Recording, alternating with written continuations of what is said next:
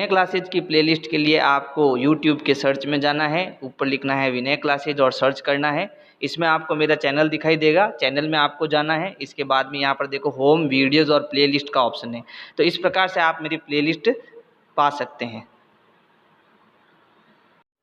Hello students, welcome back to my channel Vinay classes. तो आज हम प्रश्नावली 4.6 को पढ़ेंगे। प्रश्नावली 4 मैंने कंप्लीट बना दी है, ये मेरा लास्ट वीडियो है। इसकी सारी वीडियो आपको प्लेलिस्ट में मिल जाएगी, तो आप मेरे चैनल की प्लेलिस्ट में जाकर सारी वीडियो देख सकते हो। चैप्टर 1 से लगाकर 4 तक कंप्लीट है ना। अब हम बात करेंगे यहाँ पर 4.6 प्रश्नावली की, और इसका पहला प्रश्न है संलग्न आकृति को देखकर लिखिए। यानी हमें यहाँ एक आकृति दी हुई है जो गोल गोल है और उसके अंदर कुछ लाइनें यानी भुजाएं हैं, और हमें इनके उत्तर देने हैं। लेकिन इनके उत्तर हमें कब आएंगे? जब हमें इनके बारे में पूरी तरीके से पता होगा, तो हम इसको जानने की पूरी कोशिश करेंगे, है ना। सबसे पहले कि ये यहाँ पर जो लिखा हुआ है व्रत का केंद्र, तो सबसे पहले हम पता करते हैं ये व्रत क्या होता है। ये व्रत क्या होता है, ठीक है। तो जब हम प्रकार और पेंसिल लेते हैं और प्रकार को स्केल से ऐसे माप कर अपन खोलते हैं। जैसे मैंने इसको 3 सेंटीमीटर खोला, तो 0 से 3 अपने को खोलना है ना। ये 0 हो गया और ये 3 हो गया, तो 0 से 3 मैंने इसको क्या करा, खोला। और जब मैं इस प्रकार को ऐसे रख कर घुमाऊँगा, है ना, ऐसे रख कर मैं इसको घुमाऊँगा, तो ये जो मेरे पास आकृति बनी है, उसको मैं क्या कहूँगा, उसको मैं वृत्त कहूँगा। ये मेरा क्या है, वृत्त। ये मेरा क्या है, वृत्त है। अच्छा, यहाँ पर देखो, मैंने जहाँ प्रकार रखा था और इसको घुमाया था, जहाँ प्रकार रख के इसको मैंने ऐसे घुमाया था, वो जो मेरा पॉइंट है जहाँ मैंने प्रकार रखा है ना, वो ही सारा खेल यहाँ पर इसको गोल गोल बनाने का कर रहा है। तो इसको हम क्या कहेंगे, केंद्र। तो अब आपको समझ में आया व्रत का केंद्र क्या होता है। तो ये जो बीच का बिंदु होता है, यानी यहाँ पर ये बिंदु कौन है, इसका नाम है O, ये इसका केंद्र है, ठीक है। तो हमें इसका उत्तर लिखना है। इसका उत्तर है कि केंद्र कौन है, O है, बिंदु O इसका उत्तर है, बिंदु O इसका उत्तर है। अब अगला प्रश्न है B, 3 त्रिज्या बतानी है अपने को। कितनी त्रिज्या बतानी है, 3 त्रिज्या। अब ये त्रिज्या क्या होती है इसको समझो। ये जो मैंने केंद्र से ये वृत्त बनाया प्रकार की सहायता से, जब मैं स्केल से क्या करता हूँ, स्केल से इस केंद्र को और ये जो आपके गोल गोल है ना परिधि, इसको, ये गोल गोल है, इसको हम क्या कहते हैं, परिधि। इसको हम कहते हैं परिधि।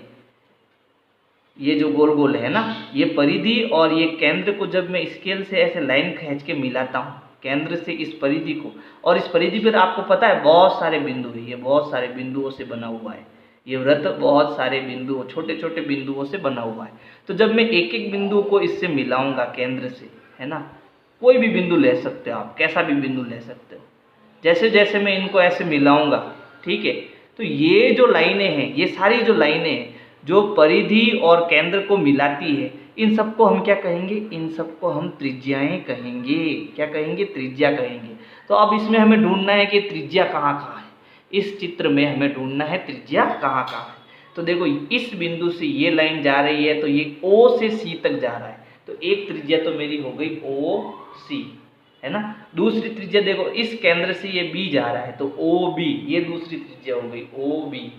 फिर अगली त्रिज्या हो गई O से A। तो मेरे पास ये 3 त्रिज्याएं मुझे मिल गई। बात समझ में आई। अब है एक व्यास। अब देखो व्यास क्या होता है। जब मैं स्केल से, मान लो मेरे परिधि के ऊपर एक बिंदु ये है, दूसरा बिंदु ये है, और केंद्र का बिंदु ये है, तो जब मैं केंद्र के बिंदु से होते हुए पूरा परिधि को मिलाता हूँ, यानी यहाँ एक बिंदु है, दूसरा बिंदु यहाँ है, और केंद्र का बिंदु यहाँ है, जब ये तीनों बिंदु मिलते हैं, है ना, तो मेरा क्या बनता है, तो मेरा बनता है व्यास। तो ऐसी जो लाइन है वो आपको कहाँ दिखाई दे रही है, वो आपका व्यास होगी। तो देखो, एक तो ये पॉइंट हो गया, एक ये पॉइंट हो गया, और केंद्र का पॉइंट ये हो गया।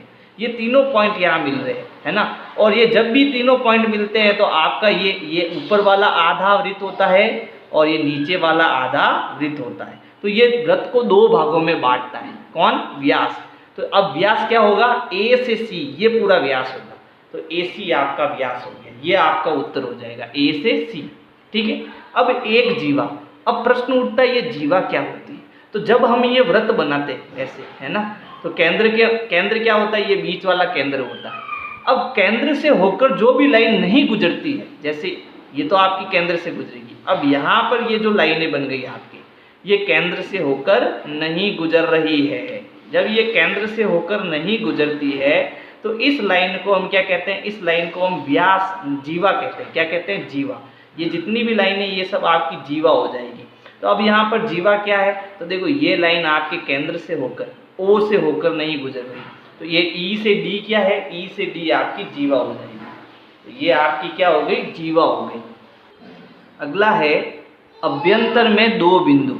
अभ्यंतर का मतलब अंदर, तो वृत्त के अंदर दो बिंदु ढूंढने अपने, वृत्त के ऊपर नहीं, वृत्त के अंदर। तो वृत्त के अंदर तो देखो ये एक O है और ये एक P है, तो दो बिंदु है। एक तो आपका हो गया बिंदु O और दूसरा बिंदु हो गया P, तो ये हमारा उत्तर हो गया इसमें। फिर है बहिर्भाग में एक बिंदु, तो इस वृत्त के बाहर कौन है, तो इस वृत्त के बाहर आपका एक बिंदु है Q, तो आपका बिंदु हो गया Q। अगला है एक त्रिज्या खंड, ये बहुत इंपॉर्टेंट है। त्रिज्या खंड क्या होता है, देखो त्रिज्या क्या होती है, आपको मैंने बताया कि जो वृत्त होता है, इस वृत्त के अंदर क्या होता है, केंद्र होता है।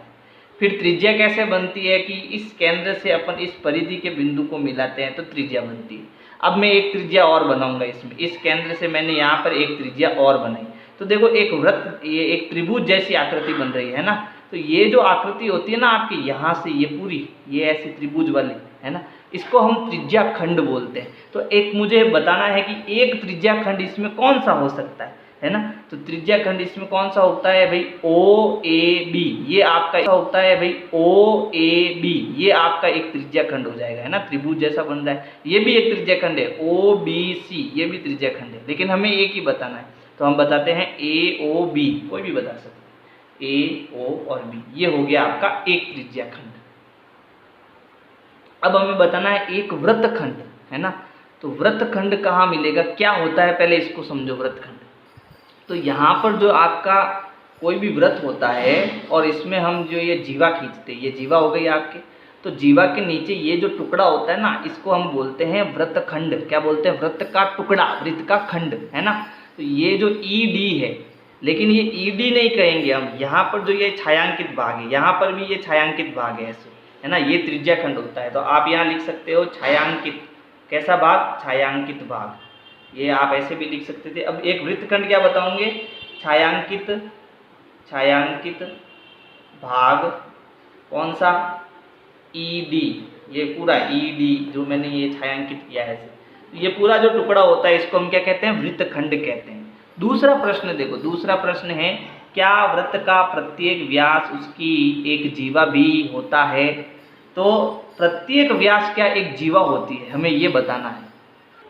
तो इसका उत्तर है हाँ, प्रत्येक व्यास जो होता है उसकी एक जीवा होती है। कैसे, देखो जीवा क्या होती है, जीवा हमने पढ़ा था कि भाई कोई भी वृत्त हो जो केंद्र से होकर नहीं गुजरती वो सारी जीवा होती है। तो ये सब जीवाएं हैं, ठीक है, ये सारी जीवाएं हैं। लेकिन जो केंद्र से गुजरती है ना, उसको हम व्यास भी कहेंगे, उसको हम व्यास भी कहेंगे, और ये जीवा भी होती है, ये जीवा भी होती है। क्यों, क्योंकि ये भी जो है परिधि के दोनों बिंदुओं को मिलाती है। जो लाइन परिधि के दोनों बिंदुओं को मिलाती है उसको हम जीवा कहते हैं। तो ये लाइन भी तो जीवा है ना।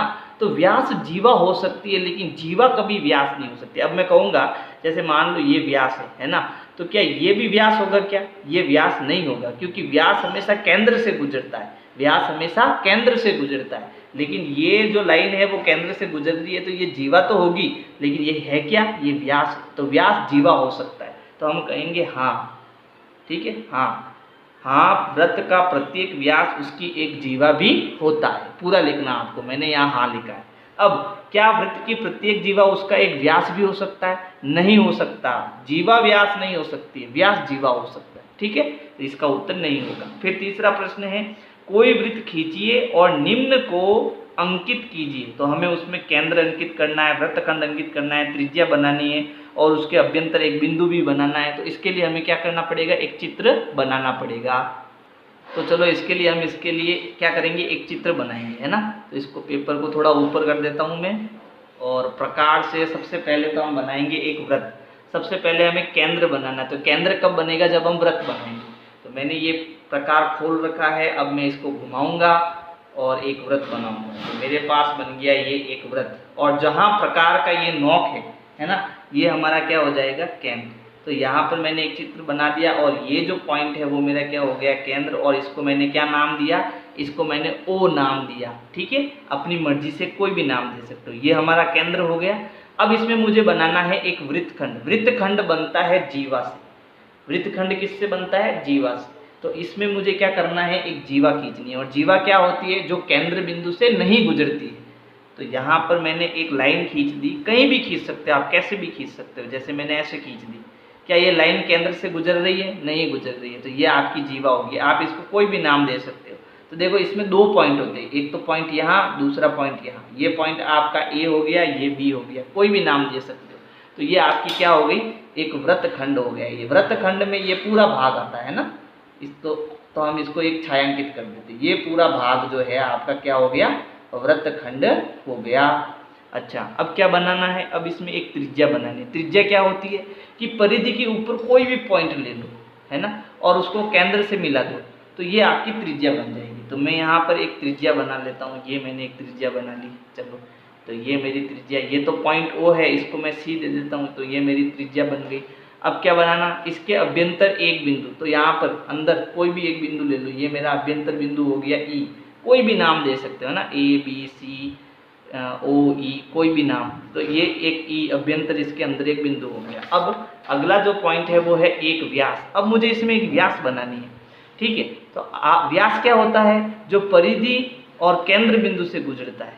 तो ये आपके केंद्र बिंदु हो गया और ये परिधि हो गई। मैंने इन सबको मिला दिया, है ना। तो यहाँ मेरे पास देखो तीन बिंदु है, दो तो परिधि पर है और एक केंद्र हो गया। तो ये मेरा क्या हो गया? व्यास हो गया। अब इसको भी हमें नाम देना है, तो आपकी मर्जी से एक्स वाई दे देता हूँ। ये एक्स और ये वाई, कोई भी नाम दे सकते हो आपकी मर्जी से, है ना। तो ये एक व्यास हो गया इसके अंदर। फिर इसके बहिर्भाग में एक बिंदु। तो इस वृत्त के बाहर कोई भी एक बिंदु ले लो। ये मैंने ले लिया, इसको नाम क्या दे दिया? पी नाम दे दिया। फिर एक त्रिज्या खंड। अच्छा, त्रिज्या खंड देखो, ये आपका ये दो त्रिज्या हो गई, और इसके बीच में मैंने ये छायांकित भाग कर दिया। तो ये जो छायांकित भाग है पूरा वाई ओ सी, ये आपका त्रिज्या खंड हो जाएगा, और ये वृत्तखंड हो जाएगा। एक चाप, ओहो, चाप के बारे में तो हमने पढ़ा ही नहीं, चाप क्या होता है। तो देखो, चाप मैं बना लेता हूँ यहाँ पे। ये जो आपका है ना, इसका कोई भी एक भाग ले लो। मैंने ये भाग ले लिया आपके, ठीक है। यहाँ पर एक पॉइंट है और ये दूसरा पॉइंट है। मैंने इसका नाम दे दिया आपके, कोई भी नाम दे सकते हो। जैसे मैंने ले लिया जे, और ये पॉइंट ले लिया मैंने आर, ठीक है।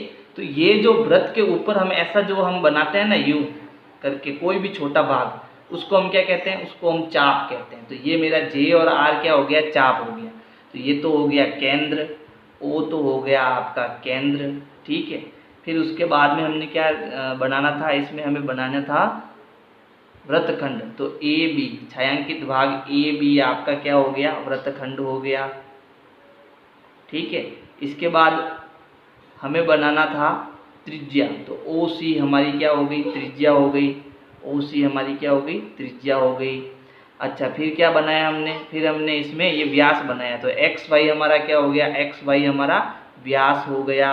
अच्छा, फिर इसके बाद में देखो हमने बनाया त्रिज्या खंड, है ना, यानी अभ्यंतर एक बिंदु। तो ये अभ्यंतर मेरा क्या है? एक बिंदु है ई। तो ई मेरा जो बिंदु है वो अभ्यंतर है, वृत्त के अंदर है, अभ्यंतर है, ठीक है। बहिर्भाग में कौन है? बहिर्भाग में पी है। तो जो बिंदु पी है वो बहिर्भाग में है, बहिर्भाग में है। अच्छा, और क्या हमने इसमें पढ़ा है? इसमें हमने चाप बनाया जे आर, है ना। तो ये जो जे आर है वो क्या है? चाप है। अच्छा, त्रिज्या खंड वाई ओ सी, वाई ओ सी आपका क्या हो गया? त्रिज्या खंड हो गया। तो ये सारी चीज़ें हमने यहाँ पर बना दी, ठीक है। अगला प्रश्न देखो, सत्य या असत्य। तो हमें सत्य असत्य बताना है। प्रश्न है, वृत्त के दो व्यास अवश्य ही प्रतिच्छेद करेंगे। चलो, हम इसमें व्यास कितने बनते हैं वृत्त में, पहले व्यास बनाते हैं। जैसे मान लो मेरे पास ये वृत्त है, ठीक है, ये केंद्र बिंदु है। तो जो केंद्र से होकर गुजरेगा वो हमारा व्यास होगा। तो ये एक व्यास, ये दो व्यास, ये तीसरा व्यास, ये चौथा व्यास, ये पांचवा व्यास। तो कितने व्यास बना सकता हूँ मैं? अनंत व्यास बना सकता हूँ जो केंद्र से गुजरेंगे, बहुत सारे बना सकता हूँ। ठीक है, तो अभी कह रहा है कि वृत्त के 2 व्यास अवश्य ही प्रतिच्छेद करेंगे, बिल्कुल करेंगे, और एक बिंदु पर करेंगे। प्रतिच्छेद मतलब काटते हैं, तो ये एक हो गया, ये दूसरा हो गया, और दोनों एक दूसरे को क्या कर रहे हैं? काट रहे हैं। तो ये कथन हमारा क्या हो गया? सत्य हो गया। अगला, वृत्त का केंद्र सदैव उसके अभ्यंतर होता है, बिल्कुल वृत्त का केंद्र जो होता है वो उसके अंदर होता है, तो ये भी कथन क्या हो गया? सत्य, है ना। तो अगर मेरी वीडियो आपको पसंद आ रही है तो लाइक करो, सब्सक्राइब करो, शेयर करो, कमेंट करो। Thank you. डिस्क्रिप्शन बॉक्स के लिए आपको यहाँ जो ये निशान दिखाई दे रहा है वहाँ पर क्लिक करना है। जैसे ही आप यहाँ पर क्लिक करेंगे तो आपको डिस्क्रिप्शन बॉक्स मिल जाएगा, उसमें इंपॉर्टेंट लिंक्स मिल जाएगी, वेबसाइट मिल जाएगी, होमवर्क मिल जाएगा। Thank you.